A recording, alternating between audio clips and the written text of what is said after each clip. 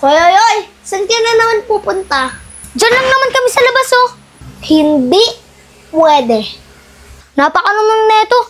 Kapag ako talaga nagdalang paningin ko, tignan mo. Eh di magdilim.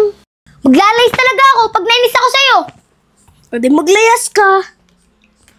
Wala na magluluto ng pagkain para sa'yo. O di mag-order ako. Wala na rin maglalaban ng mga damit mo. O di magpapalaundry ako. Bahala ka nga. Basta, ito yung tatandaan mo. Ano? Kapag nawala ako dito, wala ka ng katabing pogi. Huwag na nga. Dito ka nga. Tignan mo ang pogi-pogi mo dito.